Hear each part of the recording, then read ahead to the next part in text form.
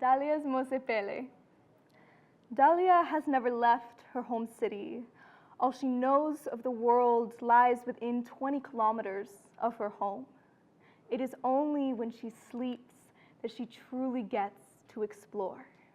This evening, as she sinks into her dreams, she is transported to a dry land where dust drifts in the air, shining in the sunlight.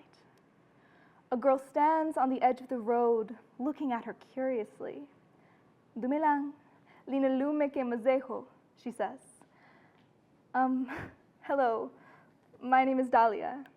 Oh, I am Masego. It's nice to meet you, she says, this time in English.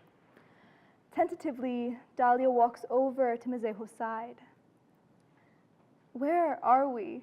She asks. Masego tilts her head and smiles. Hi, home, she answers. This is Botswana. The two girls walk down a dusty road and into a small town.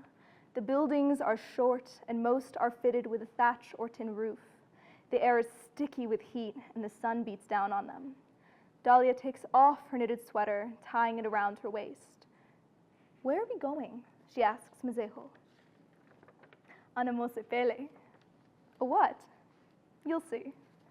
The girls walk through the village to an open three-walled structure. As they approach, Masego takes Dalia's sweater, placing it back around her shoulders. What are you doing? For respect, Masego answers. This is our Kgotla, our traditional court. They join others who are gathering in a yard around the main structure. Two men enter and everyone stands. A group of women make a noise Dalia has never heard before. What's happening? Dalia asks, slightly alarmed. They are ululating. It's a sign that someone important has entered the room. We are welcoming our Kosi, our chief. Once the two men sit, so does everyone else. A woman raises her hand once, acknowledged by the Kosi, speaks, but remains seated. She's asking for the Kosi to help her leave her husband. He has been neglecting his family, and she is unable to keep a peaceful home for her children, Masego explains. Will she be okay? The community will make sure of it. We take care of each other here. Again, Masego takes Dalia's hand. Let's go. We have more to see. So why are we leaving the town? We need to get firewood for lunch. There's none left in here. Too many people have been gathering it for too long. Two boys call to them and run over. The older one holds a small axe in his hand, and the smaller one has a red puffy eye. These are my brothers, Masego explains. And this one didn't wash his hands properly after touching the chili. Chili? Asks Dalia. It's what we use to scare the diklo away, the elephants. We mix the chili with the elephant dung and burn it, the younger boy adds. Last year we lost our whole crop in one diklo raid, but burning chili dung really works. The group reaches a patch of land that has some trees and fallen branches.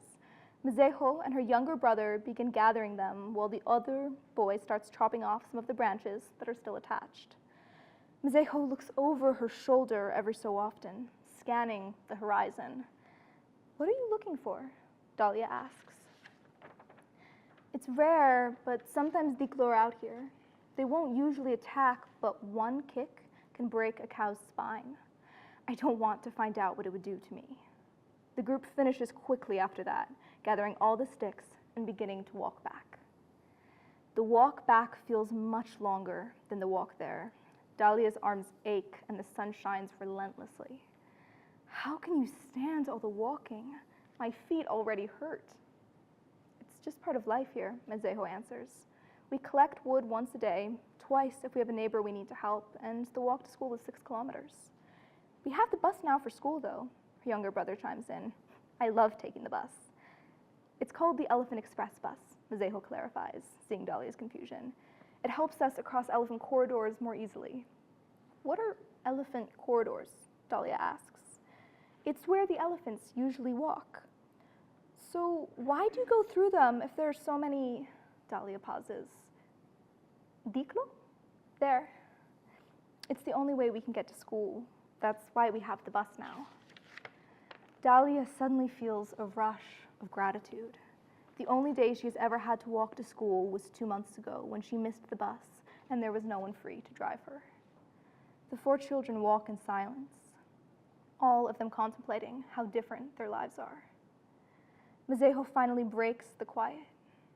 Here we are. The group walks up the steps of their little home. Thank you for teaching me about your life here, Dalia tells the others earnestly. Thank you for listening to our story, Masego responds, taking Dalia's hand in hers.